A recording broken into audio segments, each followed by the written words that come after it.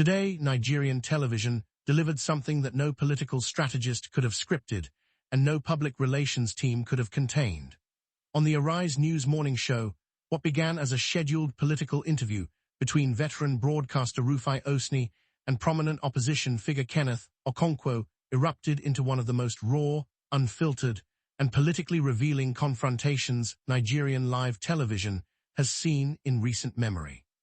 By the time elder statesman and seasoned broadcaster Dr. Reuben Abati was forced to intervene and restore calm, the exchange had already transcended the studio and ignited a fierce national debate that is still burning. Africa Rise is not here to give you drama for the sake of it. We are here because what happened inside that television studio on that morning was not merely two men arguing on air. It was the sound of a country's political frustration speaking loudly through two voices that refused to be silenced. Before we break down the full significance of what you are about to watch, we want you to see the exchange exactly as it happened. Pay attention not just to the words, but to the body language, the interruptions, the moments of controlled anger, and the points both men were genuinely trying to make. Because buried beneath the heat of that confrontation were serious arguments about the future of opposition politics in Nigeria, about the role of the press, and about whether this country's citizens are finally running out of patience with everyone in the political space, including those who claim to be fighting for change. Watch this carefully. Mr. Okonkwo, you know me, I fear nobody, and I'll tell you the way it is. Rufai Oseni, called the opposition ADC. That's why they are saying you're a lunatic, because you are saying the truth. A coalition of jokers. I called you guys a coalition of jokers, and I'll tell you why. Yes, you were correct on the score where you said that you people campaigned effectively, you showed dissent in the House. But also, I think Dr. Abati kept on using that word, red herring. The transmission became a red herring that the things like this one, Section 84 that you're not talking about, the lawmakers didn't focus on it. And they stylishly slotted that in. While you people were busy chasing the Section 60, 84 was slotted in, but the lawmakers didn't even quickly read for interpretation, and they quickly passed it, so they knew what they did. And that's why I keep saying, does the opposition as we speak today even have a research department that analyze, psychoanalyze, future analyze, scenario plans every policy and every move of the ruling party? If, for what it's worth, 2015, I was in the thick of it, I was on radio then, APC did a better job being in opposition. But I don't see that from a lot of you guys in the ADC. And that's why I say you guys are a coalition of, and that's why when you came 8 days after, I said, what are you people saying here? Because people were so focused on Section 60 that they put this and embedded other things. See, I want to tell you this. It is only Section 84 you are seeing. Do you even know the other things they've put that you don't know that they've signed into the law as we speak today? Do you know many other sections? That's my point. That's my position. And that's why a lot of people say these people are jokers. It's only Section 84 because we've seen that now. Do you know other things that are there?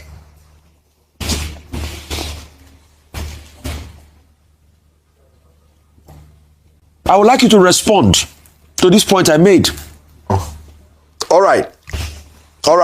First of all, you're entitled to your own opinion, and I respect it. It is just like my saying that the journalists who are actually supposed to be the watchdog, that they are operating on the realm of intellectual fraud. Because you ought to be doing your investigative journalism, and you ought to be telling Nigerians what actually ought to be in the law. I just told you that APC could not even publish even the law they have passed. You were there when, even after they made a law in Nigeria, they went and forged in other things and brought it to Nigerians. And yet you're saying that the people that journalists that revealed that with Dansuki are jokers. And it was us, if the you journalists, would allow me that to revealed that with Dansuki. The same journalist you are blaming.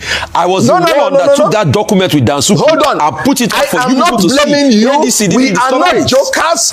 It is intellectually fraudulent for you to say we are jokers. I want to tell you, and I mean it sincerely, that the journalists have not lived up, the modern journalists have not lived up to the expectation of Nigerians. If you recall, journalists fought the military, fought them, and now even civilian regime, you are telling me about our big jokers. Now, let me even tell you that you are saying that what have they done? I want you to know that when you have the majority in the National Assembly, the minority can only have their say, except you're saying that we should use gun and go and shoot everybody there. You will still be the person that will say, no, we have exceeded our boundary. So the majority will have their way, the minority will have their say, and they are having their say. All the things you said we are embedded, they were not even published for arguments. I told you they settled on particular provisions before coming back from recess. And when they came back from recess, it was different thing altogether.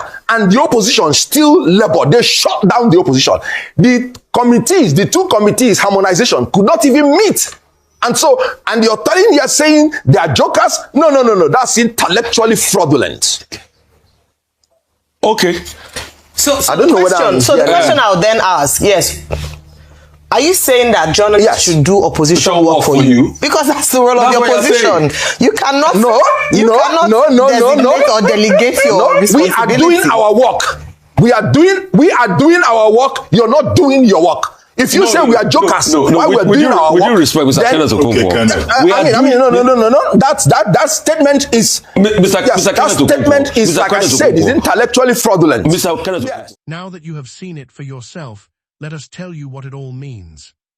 Rufai Oseni walked into that interview carrying a specific argument, and he was not shy about pressing it.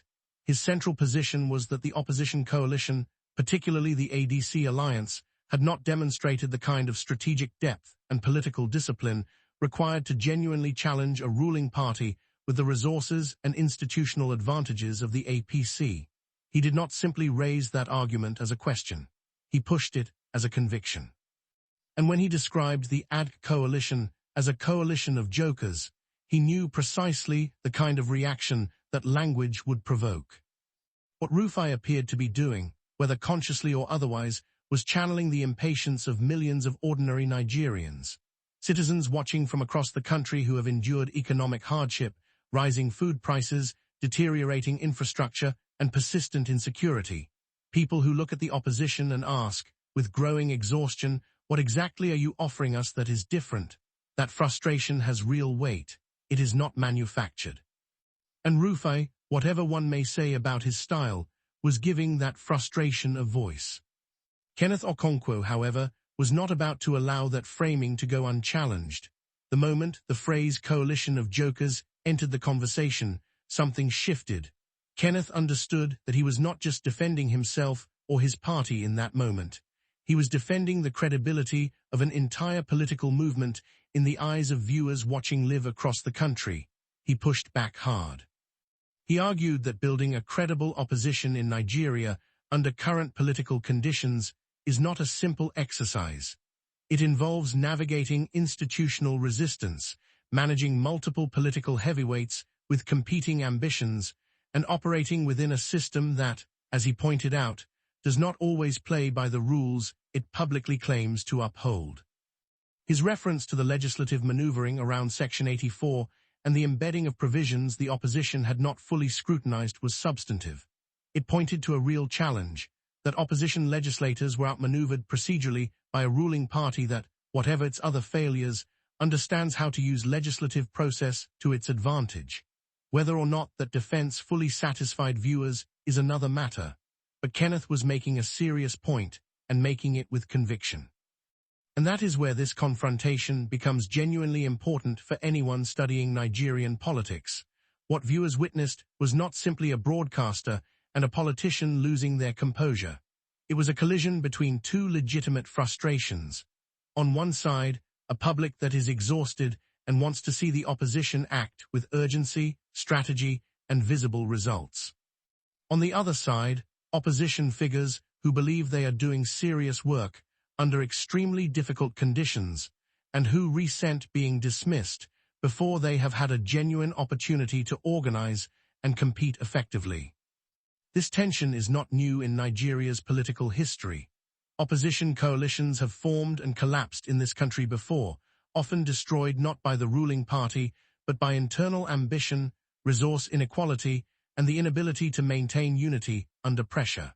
When Rufai questioned the seriousness of the ADC coalition, he was prodding at exactly that vulnerability.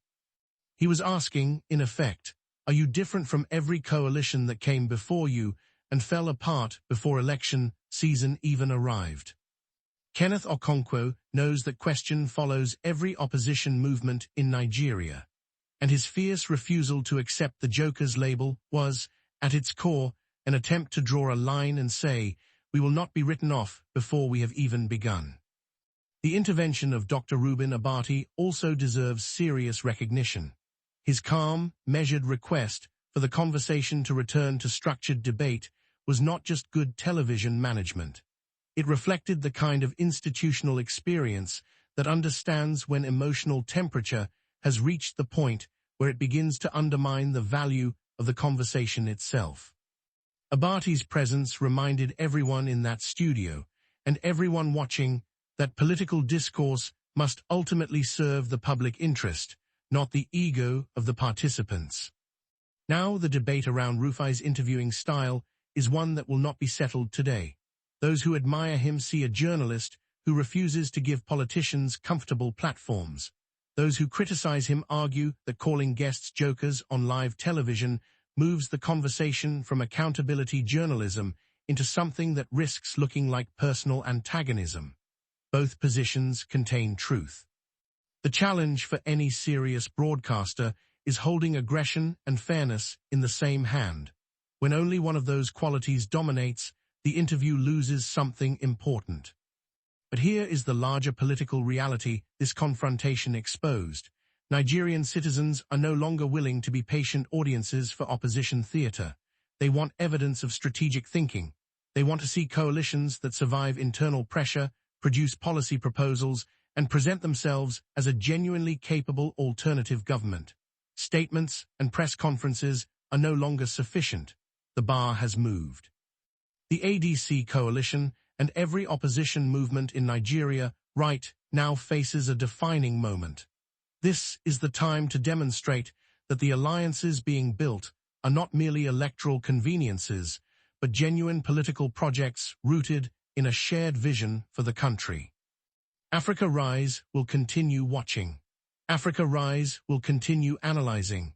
And we will continue bringing you the conversations that matter, because the future of this continent will not be built in silence. Now the conversation comes to you. Who do you believe made the stronger argument in that exchange? Was Rufai Oseni justified in applying maximum pressure on the opposition, or did Kenneth Okonkwo expose a media culture that often holds the opposition to standards it rarely applies to those in power? And critically, do you believe the ADC coalition has what it takes to become a genuine force in Nigerian politics? Drop your thoughts in the comments, share this video. And if you believe Africa needs media that takes politics seriously, subscribe to Africa Rise today, because this conversation is only just beginning.